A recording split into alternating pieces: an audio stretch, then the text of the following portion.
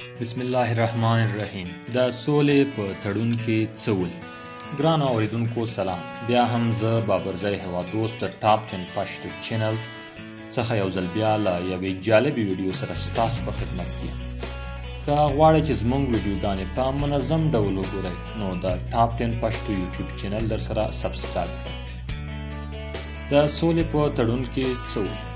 نن د 2020 میلادي کال د فبروري 29مه چې د کب میاشتې 10مه کېږي د افغانانو لپاره یوه ځانګړې ورځ وه. نن ماښام د طالبانو او امریکایانو ترمنځ د افغان سولې په هکله یو تړون لاسلیک شو چې د چارو د کارپوهانو په باور د افغانستان د سولې په برخه کې یو ستر ګام و. خو له دې خوشبینۍ سره سره افغانان په یو ډول اندېښنه کې دي او سټرس لري چې څه کېږي او څه روان دي. دا ځکه چې د تړون محتویات لا تر اوسه ګونګ او مبهم پاتې دي. له دوی سره دا ویره ده چې له دغه تړونه هم د ژنیف تړونونه جوړ نشي او افغانستان یو ځل بیا د 9مې لسیزې په لور روان خو نه دی. موږ به مو له هغو مهمو مواردو خبر کړو چې په دغه موافقه کې راځي خو له خلکو مبهم او پټ پاتې کړل شوي دي. په دغه تړون کې امریکایي لوری لاندې ژمنې کوي. اول، امریکایي لوری به د 115 ورځو په لړ کې د خپلو پوځیانو شمیر 8600 ته راټیټوي او د امریکا د متحدانو پوځیانو په شمیر کې به هم د پام وړ کمښت راوستل کیږي. دویم، امریکا د هغوی متحدین او ائتلاف به خپل ځواکونه له 5 نظامي اډو وباسي.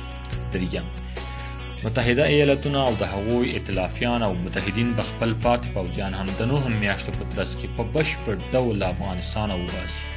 څلورم، امریکایي لوری به د ښه نیت د ښودلو لپاره له ټولو لوري سره د همغږۍ پر یو پلان کار کوي تر څو د بین الافغاني مذاکراتو تر پیلېدو یعنې د کب میاشتې تر 20 نیټې پورې د طالبانو 15,000 او د افغان حکومت 1000 بندیان خوشي شي.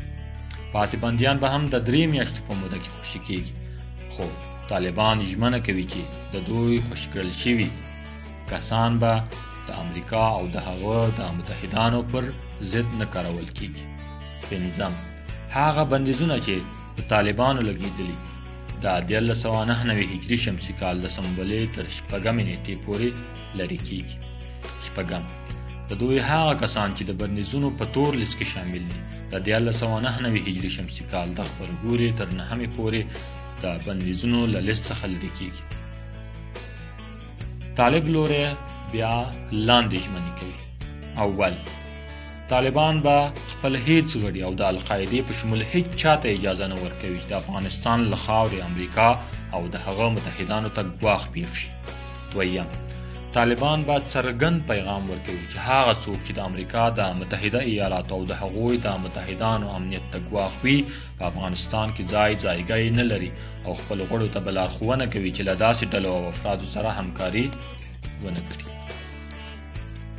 دریم، طالبان به په دغه توافقنامه کې د شویو ژمنو مطابق په افغانستان کې د متحده ایالتونو او د هغوی د متحدینو د امنیت له ګواښلو څخه د هرې ډلې یا فرد مخنیوی کوي او له جلب و جذب، روزنې او بسپنې ټولولو څخه به یې منع کوي او کوربتوب به یې نه کوي. څلورم، طالبان به ژمنه کوي چې له هغو کسانو سره چې په افغانستان کې پناه اخلي یا د استوګنې غوښتنه کوي د مهاجرت د نړیوالو قوانینو او په دغه توافقنامه کې د شویو ژمنو سره سم چلند کوي تر څو دغه ډول افراد د متحده ایالتونو او د هغوی د متحدینو امنیت ته ګواښ پېښ نه کړي. پنځم، طالبان به ژمنه کوي چې به هیڅ یو بهرني وګړي ته چې د متحده ایالتونو او د هغوی د متحدینو امنیت ګواښي ویزا، پاسپورت، د سفر جواز او نور قانوني اسناد ورنه کړي چې افغانستان ته داخل شي. دغه توافقنامې په 3مه برخه کې راځي. لومړی، متحده ایالتونه به د ملګرو ملتونو د امنیت شورا لخوا د دې توافقنامې په رسمیت پیژندلو او تایید غوښتنه کوي. دوهم، دا نوي حکومت تر تشکیل وروسته به هم د متحده ایالاتو او نوي افغاني اسلامي حکومت ترمنځ مثبتې اړیکې موجودې وي.